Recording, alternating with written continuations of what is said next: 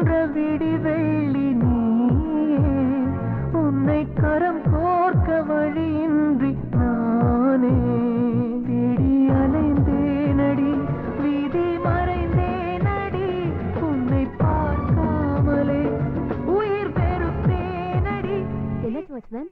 ஒரு சின்ன பையன் திருட்டுத்தனமா உங்களால் சேர ரெடி பண்ணலாம் மேடம். போல் சூழ்கின்ற மௌனம்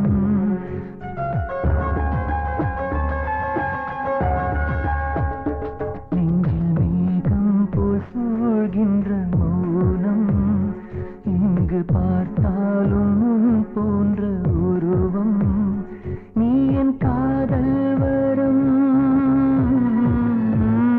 நீ என் காதல் வரம் நீ என் கோடை மழை போன்ற சந்தோஷம் நெஞ்சில் மேகம் போல் சூழ்கின்ற மௌனம் இங்கு பார்த்தாலும் உன் போன்ற உருவம்.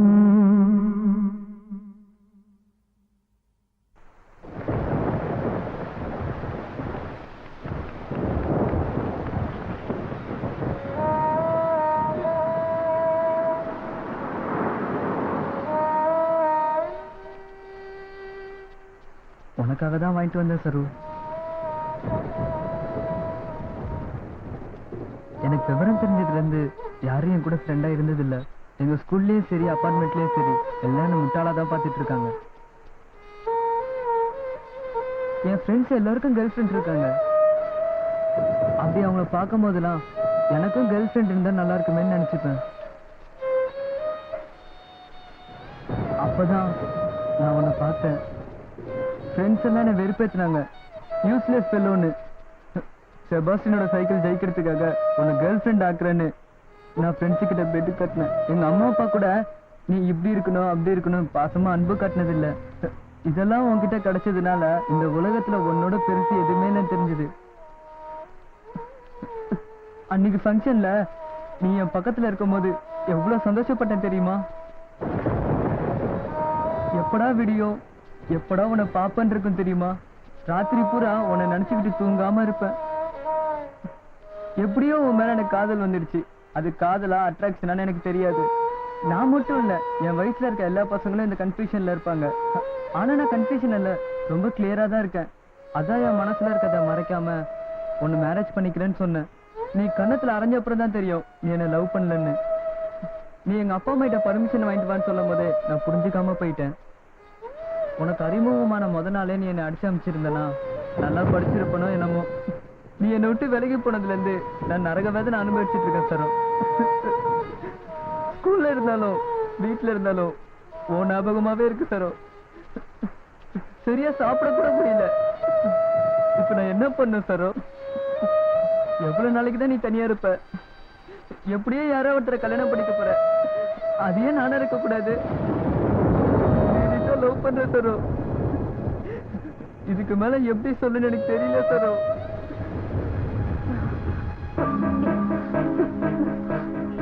வாடா ஃபூல்.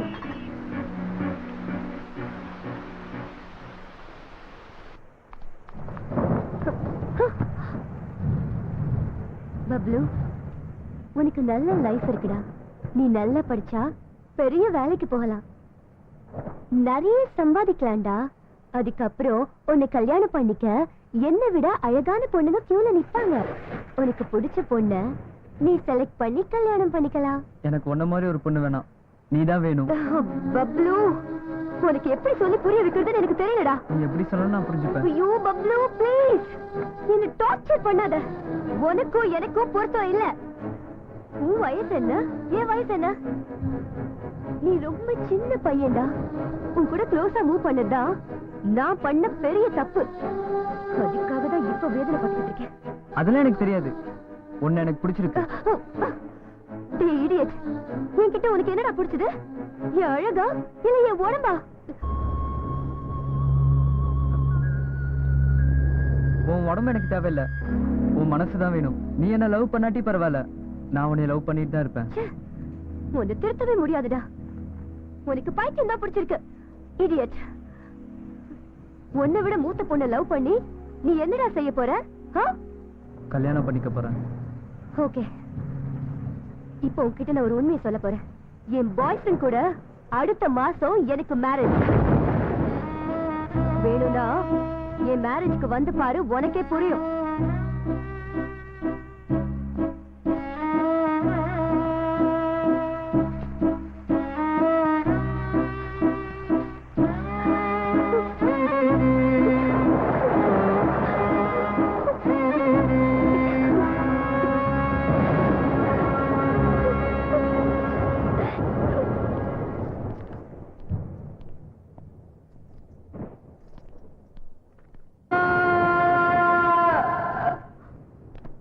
தம்பி, ஐயையோ! டேய் பப்ளு, என்னாச்சுடா உனக்கு? டேய், என்னடா ரத்தம்? டேய் பப்ளு. சரு சரு சரு, நான் போயிட்டு. பப்ளோட பேரண்ட்ஸ் நீங்க தானே? ஆமா சார். நாங்க தான் டாக்டர். He is okay. சரு சருன்னு ஏதோ பேரை புலம்பிட்டு இருக்கான். அவங்களை எனக்கு தெரியும் சார். அவங்கள கூட்டி வந்தா கொஞ்சம் ரிலாக்ஸ் ஆகும். சரு சரு,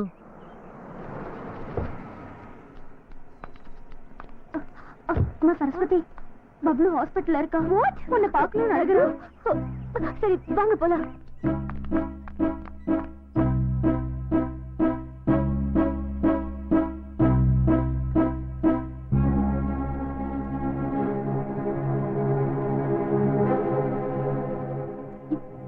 எதுக்கு இப்ப அழுகுற சரு? நான் நல்லா தானே இருக்கேன். நீ இருக்கிற வரைக்கும் நான் ஹாப்பியா தான் இருப்பேன் சரு. நீ சந்தோஷமா இருக்கலாம், ஆனா என்னால முடியல. எதுக்காகடா பப்ளு இந்த மாதிரி பண்ண? உனக்கு ஏதாவது ஆயிருந்தா? உனக்காக நான் எது வேணா பண்ணுவேன் சரு. நீ செத்து போ சொன்னா கூட நான் செத்து போயிடுவேன். ஏண்டா இப்படி எல்லாம் பேசுற? நீ இப்படி பேசுறது கேட்கும் போது என் மேல எனக்கு ரொம்ப அருவருப்பா இருக்கு.